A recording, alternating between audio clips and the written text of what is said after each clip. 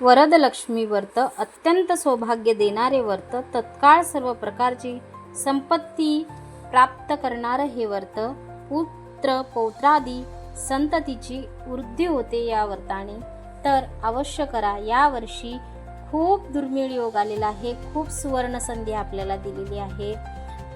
सर्वात प्रथम श्रावण महिना चालू आहे, त्यानंतर चतुर्मास सुद्धा सुरू आहे आणि पौर्णिमा सुद्धा आहे, आजच्या दिवशी दुपारी लागणार आहे। त्यानंतर शुक्रवार आहे आणि सगळ्यात मोठं म्हणजे त्या दिवशी वरदलक्ष्मी व्रत आलेलं आहे। तर तुम्ही या वर्षीची ही सुवर्ण संधी नक्कीच, या सुवर्ण संधीचं सोनं करायला विसरू नका। या सेवेचा लाभ घ्या। या सेवेचा लाभ घेणे खूप महत्त्वाचे आहे आयुष्यात। मंगले मांगल्ये शिवे सर्वार्थ साधिके शरण्ये त्र्यंबके गौरी नारायणी नमस्तुते। श्री स्वामी समर्थ। तुमच्या सर्वांचे आपल्या चॅनलमध्ये स्वागत आहे। तर आज आहे वरदलक्ष्मी व्रत। तर वरदलक्ष्मी व्रत कसे करायचे, त्या संदर्भातील सर्व काही माहिती, पत्रे कोणत्या आणायच्या, फूल कोणते वाहायचे, पूजा कशी मांडायची, फोटो कोणता ठेवायचा, कोणत्या दिशेला दिवा कोणत्या दिशेला, घंटी कोणत्या दिशेला, शंख कोणत्या दिशेला, पूजा कशी करायची, कथा पण जर समजा व्हिडिओ जर जास्त लांब नाही होत झाला तर मग कथा पण सांगेल, नाही तर मग कथेसाठी एक वेगळा व्हिडिओ तयार करेल। तर या प्रकारची सगळी माहिती मी तुम्हाला आजच्या व्हिडिओमध्ये सांगणार आहे। तर वरदलक्ष्मी व्रत म्हणजे काय, तर वर देणारी लक्ष्मी म्हणजे वरदलक्ष्मी। तर ही श्रावणात काय येते, तर पार्वती मातेने हट्ट केला होता की वरदलक्ष्मी व्रत म्हणजे काय हे मला तुम्ही सांगा। तेव्हा श्री शंकराने वरदलक्ष्मी म्हणजे काय हे पार्वतीला सांगितले होते, ते कथेत आहेच। त्यामुळे श्रावणात जी नारळी पौर्णिमेच्या अगोदर जो शुक्रवार येतो त्या दिवशी ही लक्ष्मीचे व्रत येत असते। तर ते व्रत कसे करायचे, काय पंचोपचार पूजा हे मी तुम्हाला आजच्या व्हिडिओमध्ये सांगणार आहे। तर सर्वप्रथम आपण दिवा प्रज्वलित करायचा। कोणतीही पूजा करत असताना दिव्याला आसन द्यायचे, त्यावर दिवा ठेवायचा। कोणतीही पूजा करत असताना अग्नीच्या साक्षीने आपण पूजा करत असतो, फक्त अग्नी साक्ष असते म्हणून सगळ्यात अगोदर दिव्याची पूजा वगैरे करायची। दिव्याला धूप दीप दाखवायचं, फूल वाहायचं, हळद कुंकू वाहायचं, पंचोपचार दिव्याची पूजा करून घ्यायची।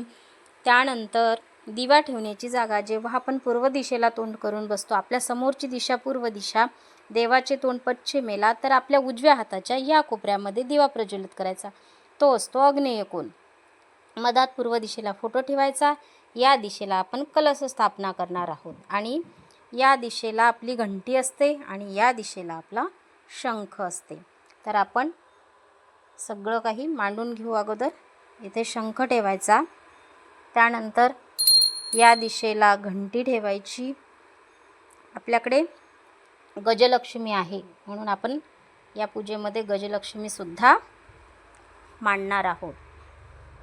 तर या पद्धतीने आपण गजलक्ष्मी मांडून घ्यायची आहे। आता कलशाखाली आपल्याला गहू टाकायचे आहे आणि गव्हावर आपल्याला कलश स्थापना करायची आहे। या पद्धतीने आपण गहू टाकलेले आहे आणि कलश स्थापना केली। कलशाला आपल्याला हळद कुंकू अक्षदा वाहायच्या आहेत आणि कलशामध्ये 1 रुपयाचं नाणं आणि सुपारी आपल्याला टाकून घ्यायचे आहे।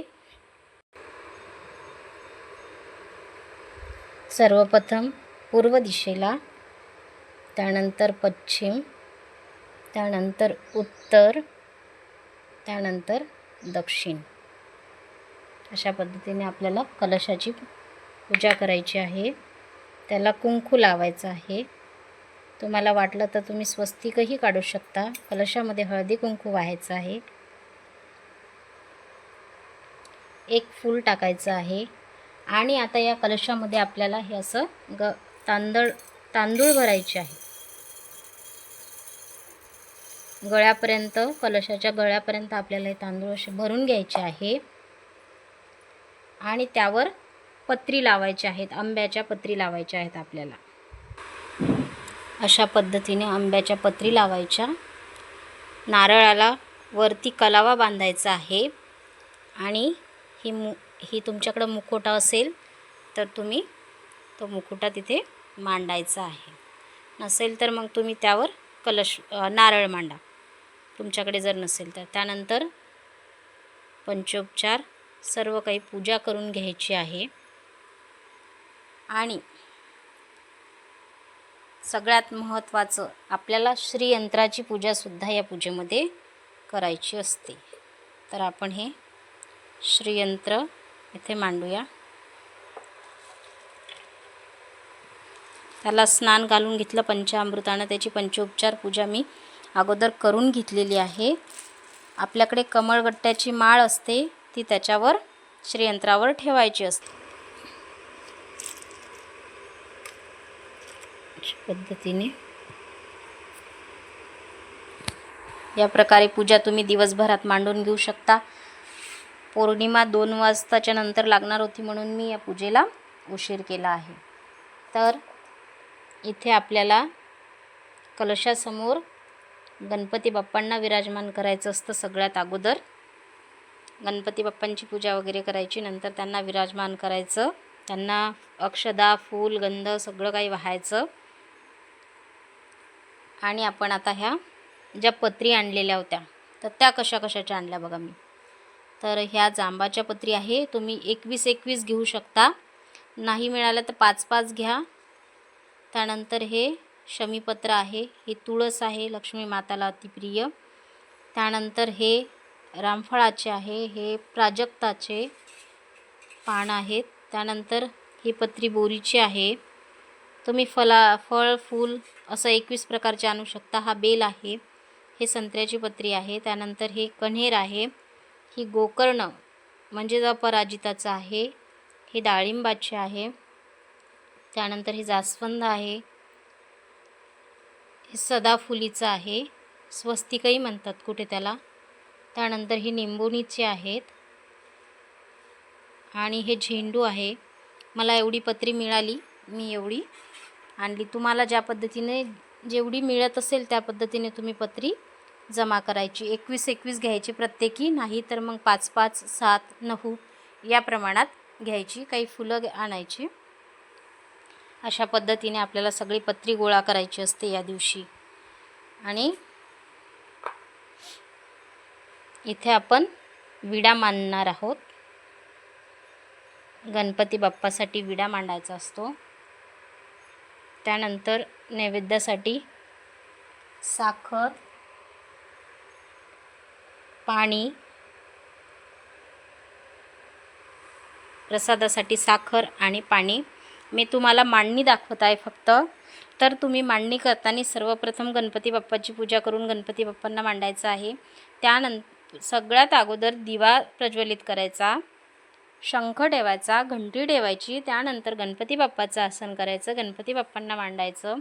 त्यानंतर कलश स्थापना करायची आणि त्यानंतर गजलक्ष्मी स्थापना करायची आणि नंतर श्रीयंत्र. या सगळ्यांना मी पंचोपचार पूजा करून घेतलेली आहे आज. आणि फक्त आता तुम्हाला मांडणी कशी करायची हे दाखवत आहे, कारण मांडणी खूप लांब आहे, मोठी आहे, तर व्हिडिओला जास्त वेळ लागू शकतो. त्या कारणानं मी अगोदर सगळं करून घेतलेलं आहे. फक्त तुम्हाला मांडणी दाखवत आहे की ती कशी मांडायची आहे. तर अशा पद्धतीने सर्व मांडणी मांडून घ्यायची. आणि इथे आपल्याला सगळ्या पत्री वगैरे वाहायच्या असतात. एक म्हणून तुम्हाला जो मंत्र आहे, सर्व मंगले मांगले शिवे सर्वार्थ साधिके शरण्ये त्र्यंबके गौरी नारायणे नमस्तुते, हा मंत्र म्हणून सुद्धा तुम्ही पत्री वाहली तरी चालते.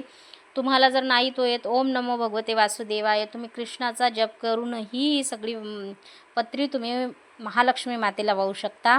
कारण महालक्ष्मी ही नारायणाजवळच असते. तुम्ही नारायणाचा जप केला तर ती आपोआप आपल्यावर प्रसन्न होत असते.